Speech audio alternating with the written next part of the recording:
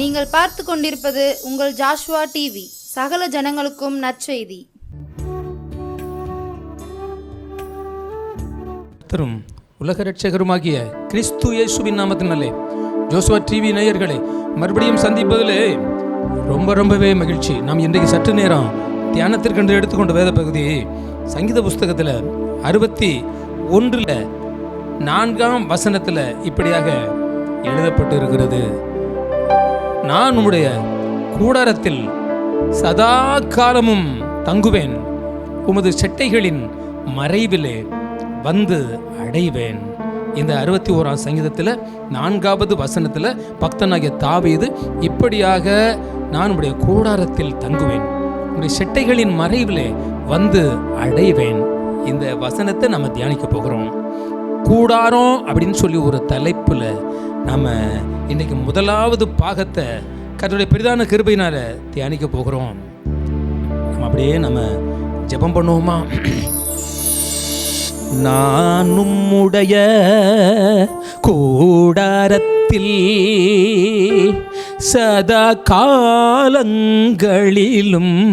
தங்குவேன்.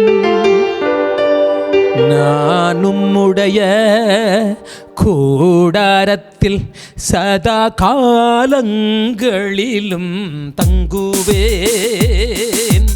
உம்முடைய செட்டைகளின் மறைவினிலே வந்து நான் அடைவேன். நான் உம்முடைய கூடாரத்தில் சதா காலங்களிலும்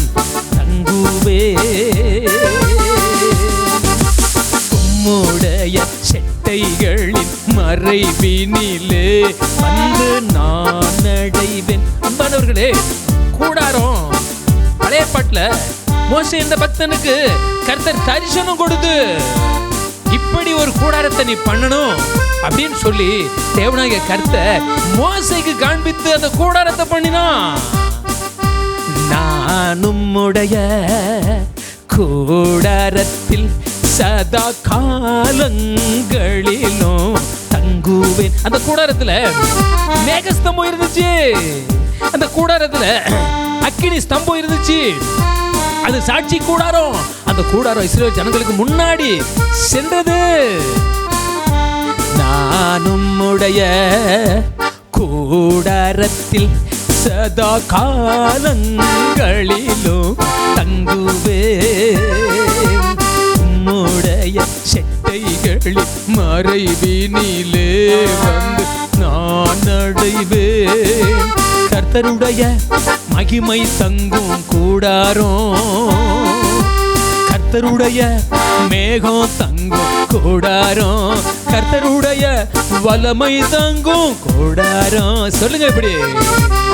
நான் உம்முடைய கூடாரத்தில் சதா காலங்களிலும் தங்குவேன். அப்படியே நாம ஜெபம் பண்ணுவோம்.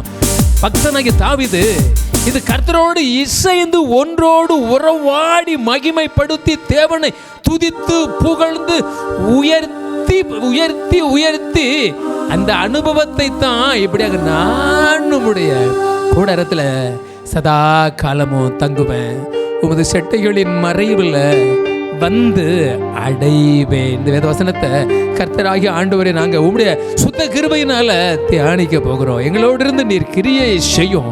இந்த சத்தியத்திற்குள்ள இருக்கிற நித்திய ஜீவனை எனக்குள்ளும் என்னோடு இருக்கிற பிள்ளைகளுக்குள்ளும் ஜோசுவா டிவி நேயர்களுக்கும் கொடுப்பீராக. இயேசுவின் நாமத்தில் ஜெபிக்கிறேன் பிதாவே, ஆமென், ஆமென். அன்பானவர்களே, பாருங்க, இந்த சங்கீத புஸ்தகத்தில் 61 பாருங்க, இது ஒரு ஜெபம் என்று சொல்லலாம். இது ஒரு கர்த்தரோடு கூட உறவாடக்கூடியது என்று சொல்லலாம். இது ஒரு ஆபத்திற்குள்ள, பொல்லாப்பிற்குள்ள, எதிரிகளுக்குள்ள, சத்துரு கைகளுக்குள்ள சிக்கக்கூடிய நிலைக்குள்ள இருக்கையில் ஒருவேளை எழுதியிருக்கலாம். ஆனால் தலைப்பில் நெகினோத் என்னும் வாத்தியத்தில் வாசிக்க ராக தலைவனுக்கு ஒப்புவிக்கப்பட்ட தாவீதின் சங்கீதம். இதை நான் சொல்லுதேன். இந்த நாளில் கர்த்தருடைய பெரிதான கிருபையினால் சாலமோனிடத்தில் இந்த ராகத்தை நான் சொல்லி இப்படி இசை அமைங்கன்னு சொல்லி நாங்கள் இருவருமாக இந்த ரெக்கார்டிங் ரூமில் இந்த ஜோசுவா டிவி நிகழ்ச்சியில் நாங்கள் பேசி உங்களோடு நாங்கள் தியானம் பண்ணி கொண்டு இருக்கிறோம். நானும் உடைய கூடாரத்தில் சதா காலங்களிலும் தங்குவேன். நானும் உடைய கூடாரத்தில் சதா காலங்களிலும் தங்குவேன். உம்முடைய செட்டைகளின் மறைவினிலே வந்து நான் அடைவேன். தேவனே, என் கூப்பிடுதலை கேட்டு என் விண்ணப்பத்தை கவனியோ.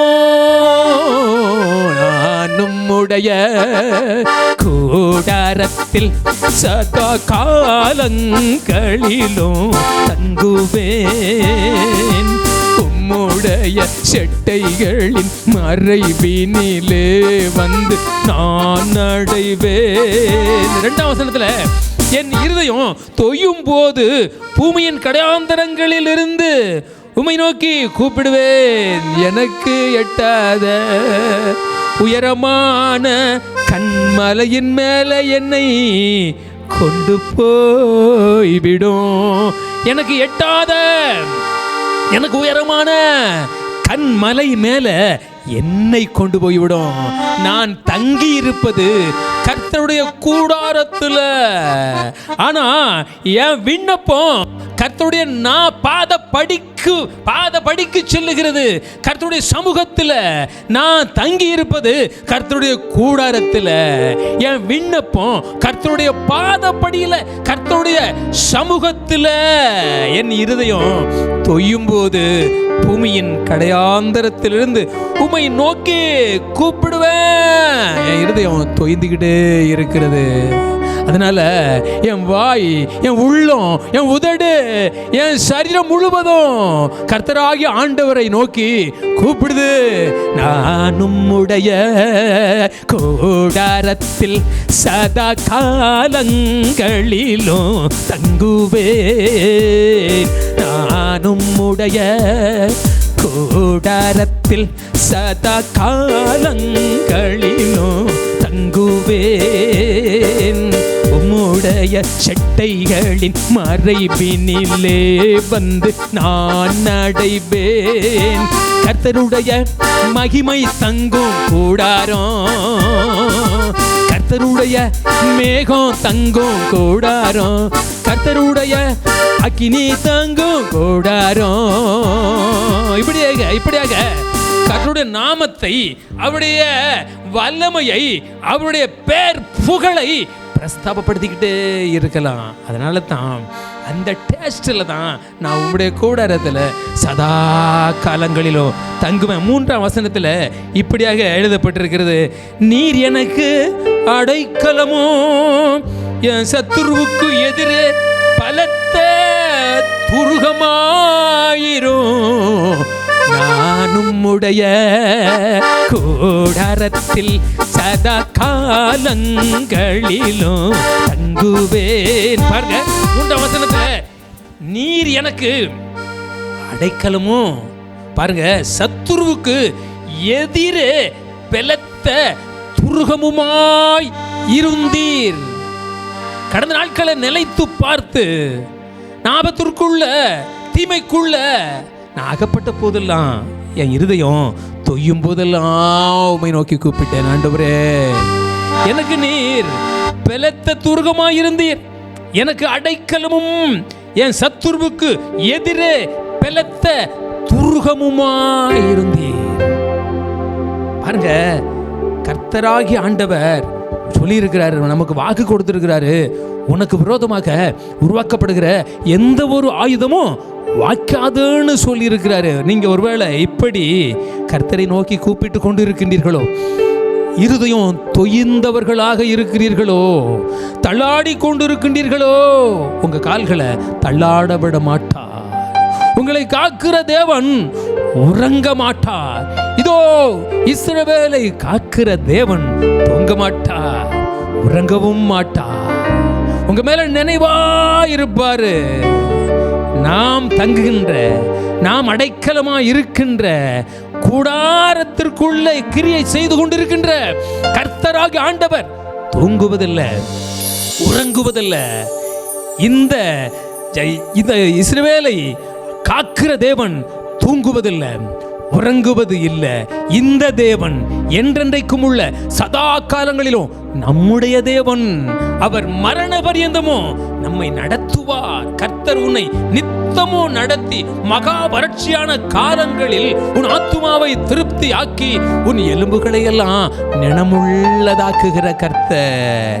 அந்த கர்த்தருடைய சமூகத்திற்கு, அந்த கர்த்தருடைய கூடாரத்திற்குள்ளதான் வந்து நானும் உடைய கூடாரத்தில் சதா காலங்களிலும் தங்குவேன், உம்முடைய செட்டைகளில் மறைவினிலே வந்து நான் அடைவேன். உனக்கு விரோதமாக உருவாக்கப்படுகிற எந்த ஒரு ஆயுதமும் வாய்க்காதே போகும். உனக்கு எதிராக ஒரு வழியா புறப்பட்டு வருவாங்க, ஆனா ஓடுவது 7 வழியாக. அதை நினைத்து தான் கர்த்தர் எனக்கு என் இருதயம் தொய்யும் போதெல்லாம், நான் கூப்பிடும் போதெல்லாம் எனக்கு உதவி செய்தாரு. எனக்கு எட்டாத உயரமான கண்மலை மேல என் கால்களை நிறுத்தினாரு. அந்த அன்பு தெய்வத்தினுடைய பாதபடியில், அவருடைய கூடாரத்தில் தான் நான் வந்து தங்கி இருக்கிறேன் அப்படின்னு சொல்லி இந்த பக்தன் சொல்லுகிறான். 84ஆம் சங்கீதத்தை கூட நான் வாசிக்க ஆசைப்படுகிறேன். 84வது சங்கீதத்தில் இப்படியாக 10வது வசனத்தில், 1000 நாளை பார்க்கிலும் உமது பிரகாரங்களில் செல்லும் ஒரே நாள் நல்லது. பாருங்க, இந்த ஒரு வாஞ்சையை பார்த்தீர்களா? இந்த பக்தனுக்குள்ள 1000 நாளை பார்க்கிலும் உமது பிரகாரங்களில் செல்லும் ஒரே நாள் நல்லது.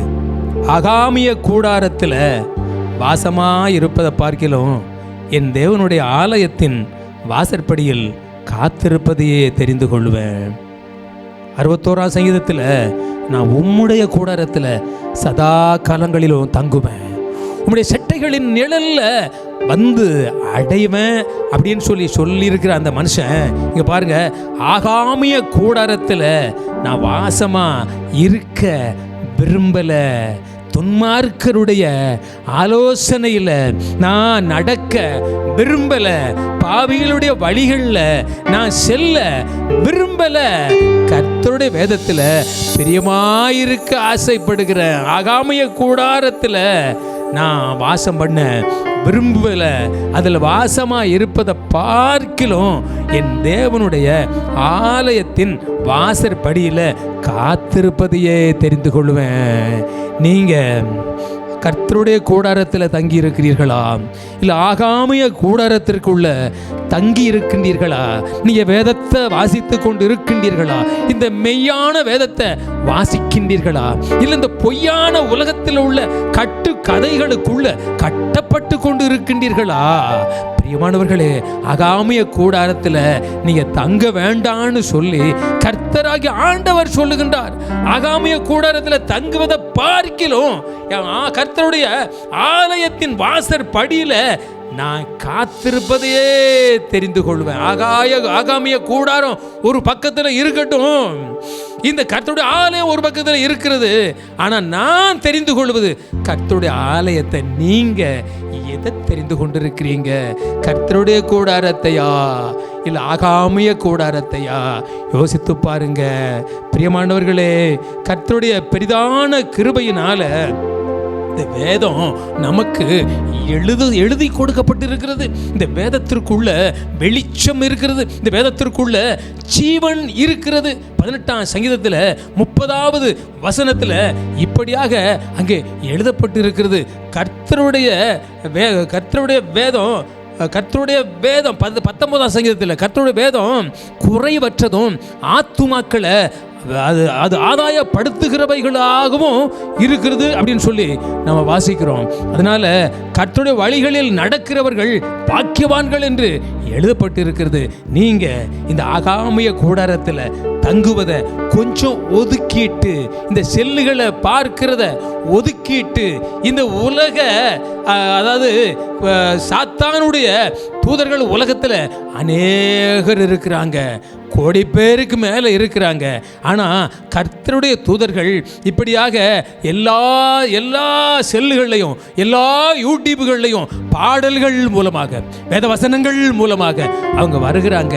அவங்கள புறக்கணிக்காம நீங்க பிரியமானவர்கள் இந்த வேதத்தை அறிவிக்கிற, வேதத்தை ஆராய்ச்சி செய்து கர்த்தரை ஆராதித்து பாடுகிற இந்த பாடல்களை, வேத வசனங்களை மேல நாட்டம் வைப்பீர்களானால் உங்களுக்குள்ள ஜீவன் இறங்கும், அந்த நித்திய ஜீவன் இறங்கும், கிறிஸ்து இயேசு விருப்பம் நிறைவேறும். நீ அப்படி செய்வீர்களா? இன்னொரு வசனத்தை கூட நான் வாசிக்க ஆசைப்படுகிறேன். எபிரேயருக்கு எழுதின நிருபத்தில் 9வது அதிகாரத்தில் இப்படியாக அங்கே ஒரு கூடாரம் எழுதப்பட்டு இருக்கிறது. எபிரேயருக்கு எழுதின நிருபம் 9வது அதிகாரத்தில், அன்றியும் முதலாம் உடன்படிக்கையானது ஆராதனைக்கேற்ற முறைமைகளும் பூமிக்குரிய பரிசுத்த ஸ்தலமும் உடையதாக இருக்கிறது. எப்படியெனில் ஒரு கூடாரம் உண்டாக்கப்பட்டிருந்தது, அது முந்தின பாகத்தில் குத்துவிளக்கும் மேஜையும் தேவ சமூகத்து அப்பங்களும் இருந்தன. அது பரிசுத்த ஸ்தலம் என்னப்படும். 2ஆம் திரைக்குள்ளே மகா பரிசுத்த ஸ்தலம் என்னப்பட்ட கூடாரம் இருந்தது. இங்கே 2 கூடாரத்தை நாம் பார்க்க முடிகிறது. பாருங்க, பக்தன் சொன்னான், நான் ஆகாமிய கூடாரத்தில் நான் வாசமாக இருப்பதை பார்க்கிலும் கர்த்தருடைய ஆலயத்தில் போய் தங்கி இருப்பதை நான் தெரிந்து கொள்ளுவேன் அப்படின்னு சொல்லி சாட்சியாக நமக்கு முன்பாக அறிவித்திருக்கிறாரு. இங்கே பக்தனாகிய பவுல் சொல்லுகின்றாரு, 2 கூடாரம் இருக்கிறது. அதில் ஒரு கூடாரம் முதலாவது உடன்படிக்கையான ஆராதனைக்கேற்ற முறைமைகளும் பூமிக்குரிய பரிசுத்த ஸ்தலமும் உடையதாக இருக்கிறது. பாருங்க, முதலாம் கூடாரம், 2ஆம் கூடாரம். பாருங்க, அதற்கு மேலே பாருங்க, 6வது வசனத்தில் இவைகள் இவ்விதமாய் ஆயத்தப்படுத்தப்பட்டிருக்க ஆசாரியர்கள் ஆராதனை முறைமைகளை நிறைவேற்றும்படிக்கு முதலாம் கூடாரத்தில் நித்தம் பிரவேசிப்பார்கள். முதலாம் கூடாரத்தில் அவங்க நித்தம் பிரவேசிக்கலாம். யார் வேண்டுமென்றாலும் இந்த முதலாம் கூடாரத்திற்குள்ள பிரவேசிக்கலாம். ஆனால் 2ஆம் கூடாரத்தில் பிரதான ஆசாரியன் மாத்திரம் வருஷத்திற்கு ஒரு தரம் இரத்தத்தோடு பிரவேசித்து அந்த இரத்தத்தை தனக்காகவும் ஜனங்களுடைய தப்பிதங்களுக்காகவும் செலுத்துவான். தப்பிதங்களுக்கு இரத்தத்தை செலுத்தக்கூடிய கூடாரம் 2ஆம் கூடாரம். இந்த 2ஆம் கூடாரத்திற்குள்ளதான் கர்த்தராகிய ஆண்டவர் இயேசு கிறிஸ்து தம்முடைய சொந்த இரத்தத்தோடு பிரவேசித்தார், நமக்கு நித்திய மீட்பை உண்டு பண்ணினார். மகா பரிசுத்த ஸ்தலத்திற்குள்ளே, இதை நீ கவனமாக கேட்டு இதை நீ என் கூட சேர்ந்து பாடுவீங்கன்னா உங்களுக்குள்ள வேத வசன வாஞ்ச உண்டாகும். எனக்குள்ள இருக்கிற சுபாவம், எனக்குள்ள இருக்கிற ஒரு சுறுசுறுப்பு, எனக்குள்ள இருக்கிற ஒரு ஆரோக்கியம் உங்களுக்குள்ள வரும் என்று கிறிஸ்துவுக்குள் நான் 100 மடங்கு நம்பித்தான் இந்த வேத வார்த்தைகளை, சங்கீர்த்தன வார்த்தையின் நேரத்தின் வழியாக இதை நான் உங்களுக்கு நாங்கள் பிரசங்கித்து கொண்டு இருக்கின்றோம். மகா பரிசுத்த ஸ்தலத்திற்குள்ளே ஒரே ஒரு முறை பிரவேசித்தீரே. மகா பரிசுத்த ஒரே ஒரு முறை பிரவேசித்தீரே. மகா பரிசுத்த ஸ்தலத்திற்குள்ளே ஒரே ஒரு முறை பிரவேசித்தீரே. இயேசுவே உமது திரு ரத்தத்தாலே நிரந்தர மீட்பை தந்தீரையா எங்களுக்கு நீரே. இயேசுவே உம்மது இரத்தத்தாலே நிரந்தர மீட்பை தந்தீரையா எங்களுக்கு நீரே. மகா பரிசுத்த ஸ்தலத்திற்குள்ளே ஒரே ஒரு முறை பிரவேசித்தீரே. இயேசுவே உம்மது இரத்தத்தாலே நிரந்தர மீட்பை தந்தீரையா எங்களுக்கு நீரே. இந்த ரெண்டு கூடாரத்தை பற்றி இங்க கர்த்தருடைய ஆவியானவர் சங்கீர்த்தனம் பண்ணும்படியாக ஒரு ராகத்தை கற்றுக் கொடுத்திருக்கிறாரு. சந்தோஷமா கேளுங்க. மேஜையும் அப்பங்களும் குத்து விளக்கும் இருக்கும் பிரகாரம் முதலாம் கூடாரம். மேஜையும் அப்பங்களும் குத்து விளக்கும் இருக்கும் பிரகாரம் முதலாம் கூடாரம். இது பரிசுத்த ஸ்தலமாகும். இது பரிசுத்த ஸ்தலமாகும். மேஜையும் அப்பங்களும் குத்து விளக்கும் இருக்கும் பிரகாரம் முதலாம் கூடாரம். இது பரிசுத்த ஸ்தலமாகும். இது பரிசுத்த ஸ்தலமாகும். மன்னாவும் பொற்கலசமோ மன்னாவும் பொற்கலசமும் ஆரோனின் தளிர்த்த கோலும். மன்னாவும் பொற்கலசமும் ஆரோனின் தளிர்த்த கோலும் இருக்கும் பிரகாரம் இரண்டாம் கூடாரம். இது மகா பரிசுத்த ஸ்தலமாகும். இது மகா பரிசுத்த ஸ்தலமாகும். இது மகா பரிசுத்த ஸ்தலமாகும்.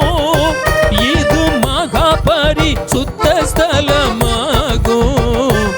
இது மகா பரிசுத்த ஸ்தலமாகும். இயேசுவே உம்மது இரத்தத்தாலே நிரந்தர மீட்பை தந்தீரையா எங்களுக்கு நீரே.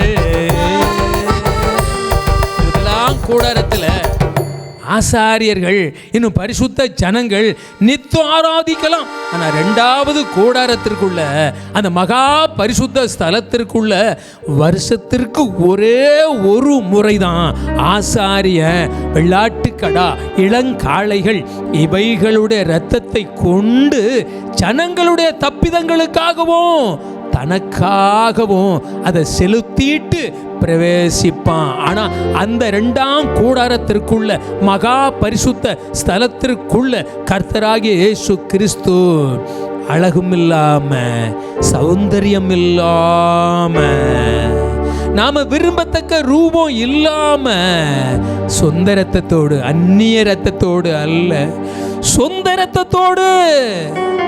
இனி விளையாட்டுக்கடை ரத்தம் தேவையில்லை, மாட்டு ரத்தம் தேவையில்லை, கோழி ரத்தம் குருவி ரத்தம் தேவையில்லை அப்படின்னு சொல்லித்தான் இயேசுவே உம்மது ரத்தத்தாலே நிரந்தர மீட்பை தந்தீரையா எங்களுக்கு நீரே.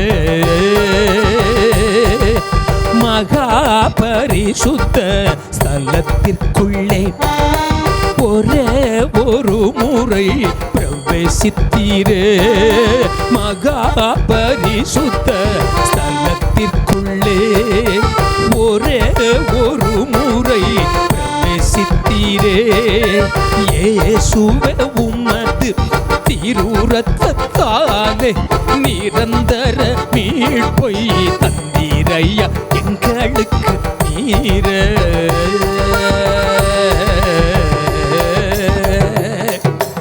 நான் உம்முடைய கூடாரத்தில் சதா காலமும் தங்குவேன். இந்த வேத வசனத்தை நீங்கள் வாசித்துக்கிட்டே இருங்க. இந்த வேத வசனத்தை எழுதி கொடுத்த ஆண்டவரை நினைச்சுக்கிட்டே இருங்க, தியானிச்சுக்கிட்டே இருங்க. அந்நிய இரத்தத்தோடு அல்ல, சொந்த இரத்தத்தோடு அந்த மகா பரிசுத்த ஸ்தலமாகிய 2ஆம் கூடாரத்திற்குள்ள இயேசு பிரவேசித்தார் அல்லவா, நித்திய மீட்பை உண்டு பண்ணினார் அல்லவா. அன்பு கூறுங்க, இயேசுவை நேசிங்க. 24 மணி நேரமும் இயேசுவை நேசிச்சுக்கிட்டே இருங்க. அதுதான் உங்களுடைய வாஞ்சையாக, ஆசையாக இருக்கணும்னு தான். நான் உம்முடைய, அப்படியே நம்ம ஜெபம் பண்ணுவோம். நான் உம்முடைய, என் கூட சேர்ந்து சொல்லுங்களேன். உங்களுக்குள்ள பாட ஆசை வரும், வேத வசனத்தின் மேல ஆசை வரும், இயேசுவின் நாமத்தின் மேல ஒரு வாஞ்ச வரும். நான் உம்முடைய கூடாரத்தில் சதா காலங்களிலும் தங்குவேன், உம்முடைய செட்டைகளின் மறைவினிலே வந்து நான் அடைவேன். மகா இரக்கமும் மிகுந்த கிருபையும் உள்ள நல்ல ஆண்டவரே, கொஞ்ச நேரம் இப்படி வேத வார்த்தைகளை தியானித்து ஜனங்களுக்கு கொடுத்திருக்கிறோம். நீர் எனக்கு கொடுத்த வார்த்தைகளை நான் அவர்களுக்கு கொடுத்தேன், அவர்கள் அதை ஏற்றுக்கொண்டு நான் உம்மிடத்திலிருந்து புறப்பட்டு வந்தேன் என்று நிச்சயமாய் அறிந்து நீர் என்னை அனுப்பினீர் என்று விசுவாசிக்கிறார்கள். நான் இவர்களுக்காக வேண்டிக் கொள்ளுகிறேன், உலகத்திற்காக அல்ல, நீர் எனக்கு தந்தவர்களுக்காக நான் உம்மை வேண்டிக் கொள்ளுகிறேன். இவர்கள் உம்முடையவர்களாக இருக்கிறார்களே, இப்படியாக எங்களுக்காக ஜெபம் பண்ணினீரே, அந்த ஜெப வாஞ்சையோடு வசனத்தின் மூலமாக பிரசங்கித்த பிரசங்கத்தையும் பாடலையும் கர்த்தரை ஆண்டவர் கனப்படுத்தும் ஆசீர்வதியும் நீர் விரும்புகின்ற காரியங்கள் இந்த வேத வசனமும் பாடலும் செய்து முடித்துவிட்டு திரும்பட்டும். இயேசுவின் நாமத்தில் ஜெபிக்கிறேன் பிதாவே, ஆமென், ஆமென்.